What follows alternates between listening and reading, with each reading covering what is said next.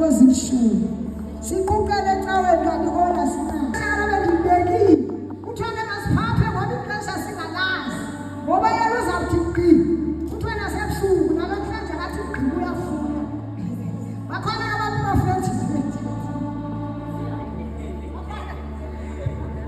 bakhona abaprofethi ke balomhlaba sebebeka nedethi zadlula idethi zidlule yanyanga zidlule bekubona ngani basingakamfumana uOctober sisapho ngoba bebekeli uSeptember nedethi zabo haleluya abaprofethi balomhlaba kuthiwa ukuthi uyasiqanzayo uzaba ngabaprofethi bokuqola funeka siyazi thina noma siyayiva lento kodwa siyazi uba uthi kutheni yena apha noma uprofethi angathetha sithi uthi qoyela uthini ngalento ithethwa kulo mprofethi ithini izulu lento ndiyivayo lomuntu ngaba lento ithethwa kulo muntu ingqinelana leli zulu likaThixo haleluya yasiletha leyo okokuba singanyenyezeli kodwa sihlale sivulile ngoba singalazi liqa neyure azawuza ngayo uYesu iyabamba into yokuba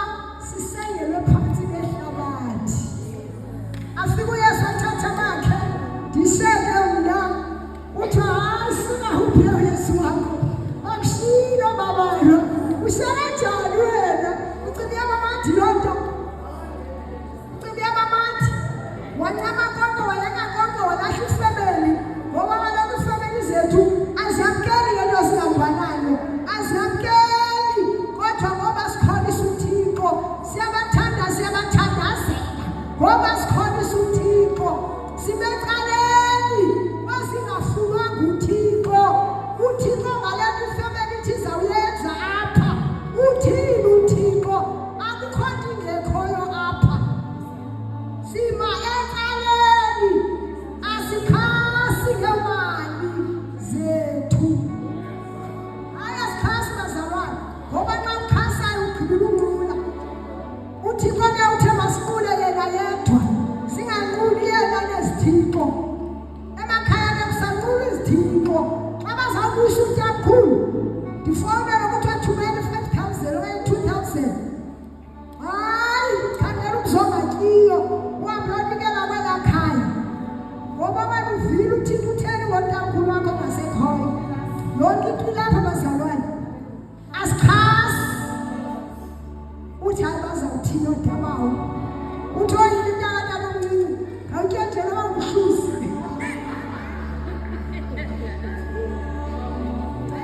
utata wesitsho akucengela owamhluzi oyini intakabhutoku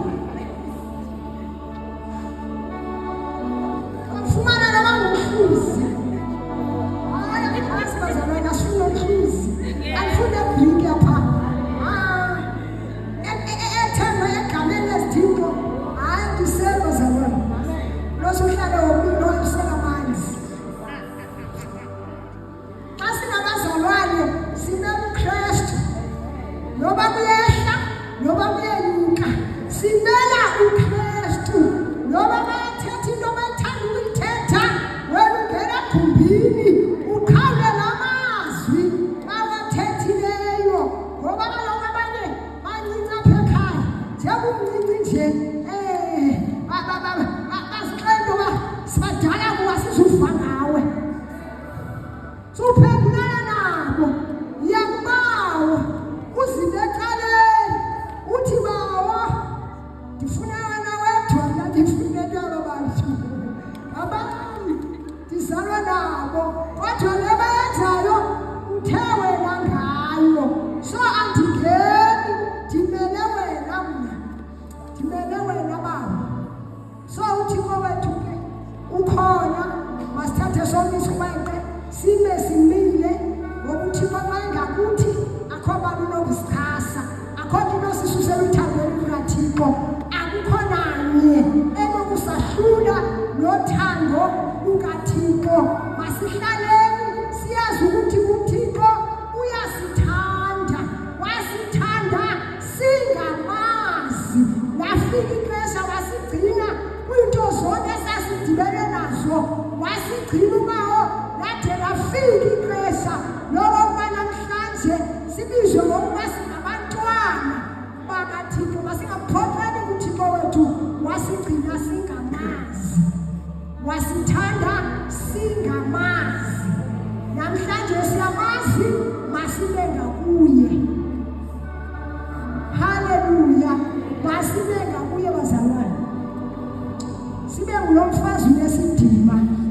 Otata amakhaya zinhloko.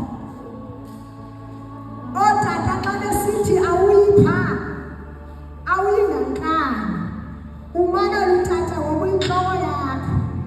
Utata yakhe inhloko uKristu, uKristu yakhe inhloko uJehova. Singomama abathobayo, singomama abanesidima ngenxa yelizwi likaThixo, singomama abenza ngokutsho kukaBawo. Asilawuli ngoba sinesala nezinkulu kunotata. Asilawuli amakhaya ngoba sinesalari ezingaphezulu kunotata. Sizala etafuleni, ayisezike ngokukhethi, iphume ekhadini. Titata uThixo usiphe nemali. Ubonakale ke ngoba 1 or 2 eyobhiyosi. Awuthi ngoba hayi sithobela izwi likaThixo, sihambe ngalo, senze lona. uThixo wethu abe ngakuthi, uThixo wethu asive xa sithandaza, ngoba kaloku thina simele amakhaya, simele abantwana bethu, simele isizwe. Haleluya. Thoba babaqala ke ababehamba nomama uSara. Omama baqala babehamba nomama uSara, kwathiwa zintombi zikaSara. Funeka nathi ke sibe zezo ntombi zikaSara, sibe ngabonyana baka-Abraham. Ngoba u-Abraham wanikeza intsikelelo kuThixo, kwathi isizwe zonke saba intsikelelo kuye, ibe ngabo abantwana bakhe, isizukulwana sakhe. Haleluya, haleluya. uYesu Nkosi ke nasemva komini thanda kakhulu. Ndathandwa inkosi, nami ndiyalithanda olo thando lwenkosi, uthando oluthanda abantu bonke. Awuthanda ukukhonza nabo, uthanda nabo ungakhonzi nabo, uthanda nabo uphangela nabo. Haleluya.